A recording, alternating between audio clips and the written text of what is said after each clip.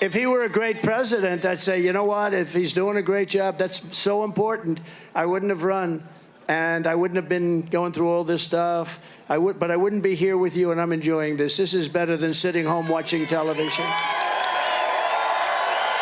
This is much better.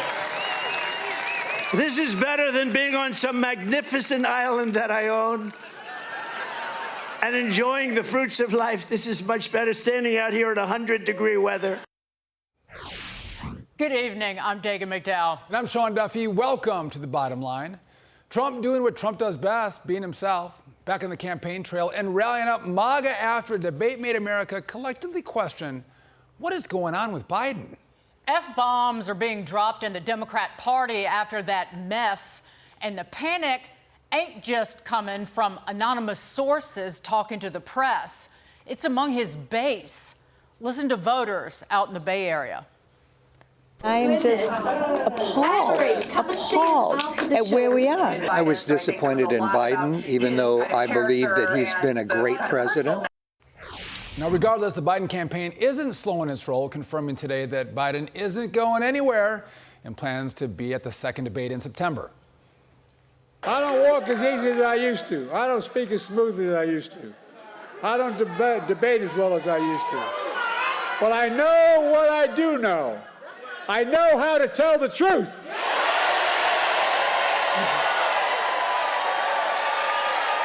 I know right from wrong. And I know how to do this job. I know how to get things done. And I know, like millions of Americans know, when you get knocked down, you get back up. Well, his supporters in North Carolina were ready to cheer him on.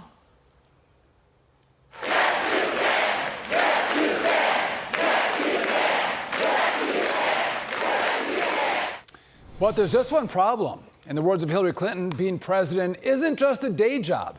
It's an everything, everywhere, all at once job. Like she would know. Were they cheering MRI in North Carolina? We've been showing you videos for months, really over a year, while the flim-flamming grifters on the left, the liberals, the Democrats said, don't believe your eyes, made up excuses, falsehoods, fallacies, going as far as to claim those videos of Biden were fake. But last night, they couldn't run cover for Joe any longer. Millions of voters, many who don't pay as close of attention to the news as we do every day, finally saw what we've been reporting with their own eyes. They saw it for themselves. And what he proved last night is that he can only show strength sometimes. He can only keep his thoughts on track sometimes. And for a country in desperate need of a turnaround, we don't have time for someone to operate at half speed. The question every voter should be asking themselves today is not whether Joe Biden can survive a 90-minute debate performance, but whether America can survive 4 more years of crooked Joe Biden in the White House. Let's bring in Trump 2024 Deputy Communications Director Caroline Sunshine. Caroline, good to see you. So after last night's incredibly poor performance by Joe Biden, I have to imagine that Team Trump is delighted to hear that Joe Biden is going nowhere.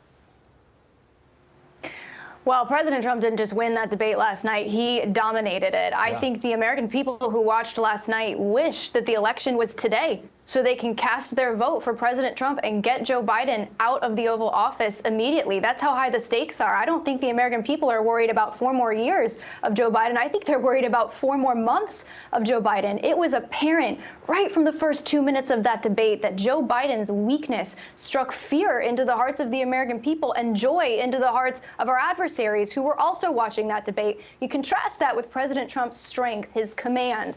That brought hope to the American people who were watching. That struck fear into our enemies who are watching. And that's what we want. Last night was not a debate. Last night was the death of Joe Biden's presidency. It was the death of the Democrat Party and the liberal mainstream media who have known for years that Joe Biden is in decline, that his incompetency is evergreen, and they concealed it from the American people and have let our country go to hell rather than tell the truth and wake up this morning and finally say, oh, now Joe's got to go. Caroline, so as Sean pointed out, the Biden campaign said to Fox, not only does the president not plan to drop out, he's committed to that second debate in September. Is President Trump going to debate Joe Biden again in September?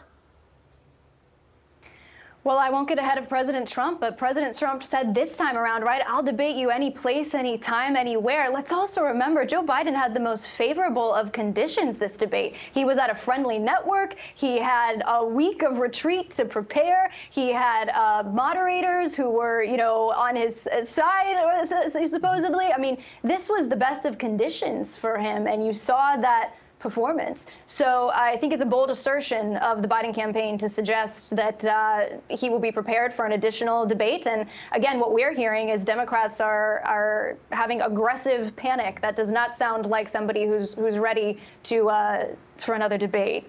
As we pointed out, we've been talking about Joe Biden's performance for a year and a half. As long as we've done this show, we've been calling it out. But it seems like these liberals were shocked what we saw last night. I find it interesting. Joe Biden today on the stump with the teleprompter does very, very well. But you take the teleprompter away and he has to go a stream of consciousness, keep a train of thought. He couldn't do it last night. Right. And you know what? The bar, better is not the bar. Right? The American people do not want a president where, on Tuesday he's okay, on Thursday he's fine. That's not what the American people ask, for example, of our men and women in uniform. We ask our men and women in uniform to be the best every day. That's what the job demands. The American people don't want a commander-in-chief who on some days can be okay and some days can't. That's not what the bar is here. Again, you saw President Trump last night was the only piece of hope on that stage. We actually saw independents today say the word that they would use to describe President Trump's performance was hope, right? This is a president who could lead our men and women in uniform. That Joe Biden, I actually think one of the most disgusting points of last night's debate that isn't being covered today is the many lies that Joe Biden told, including the fact that he has a 6 handicap, which nobody believes, as President Trump pointed out. The most disgusting lie I saw on that stage was that no U.S. troops died under Joe Biden's command. That is factually inaccurate. We had 13 U.S. soldiers lose their lives because of the failure and incompetency of Joe Biden that was on full display on that stage last night. And 3 more who more recently died. I believe it was in Jordan because of, we under Joe Biden have continued. And by the way, he called in one instance the parents of one of the young soldiers and lied about how his son died again. And I digress. Caroline, tell us really quickly about fundraising after the debate. What kind of money you've seen come in? It's interesting. Part of my job on our campaign is to answer the questions that we get from members of the media. Do you know I didn't have any of the fact checkers at the New York Times in my inbox last night and this morning? The only requests I was getting from members of the liberal mainstream media was how much money President Trump has raised. And my answer, it's a lot. It's a lot. Well, Caroline Sunshine, we appreciate you joining us. And we all saw last night that Joe Biden couldn't communicate without a teleprompter. That means in the Situation Room, in the Oval Office, he is not in command of the facts and not in command of his White House, and that is truly scary for the American people. We appreciate you being with us on The Bottom Line. Thank you. Thank you, Caroline. Thank you.